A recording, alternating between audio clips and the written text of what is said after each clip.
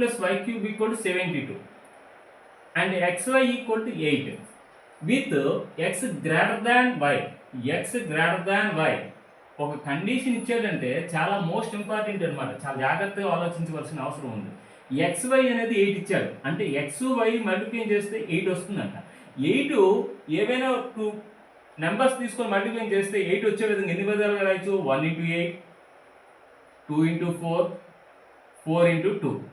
ఇప్పుడు మనకి చూడండి ఇవి x అనుకుందాం, ఇవి y అనుకుందాం. y అనుకున్నట్టయితే ఎక్కడ y కంటే x అనేది ఎక్కువగా ఉంటుంది? ఇక్కడ ఎక్కువగా ఉంటుంది. కాబట్టి మనకు ఖచ్చితంగా ఏమవుతుంది? x = 4 అవుతుంది, y = 2 అవుతుంది అన్నమాట కండిషన్. ఇప్పుడు ఈ కండిషన్ సాటిస్ఫై అయింది, ఈ కండిషన్ సాటిస్ఫై అయింది, ఈ కండిషన్ కూడా సాటిస్ఫై అయిందో లేదో చూద్దాం. x³ + y³ that equal to x³ అంటే 4³ ప్లస్ y³ అంటే 2³ 4³ అంటే ఎంత?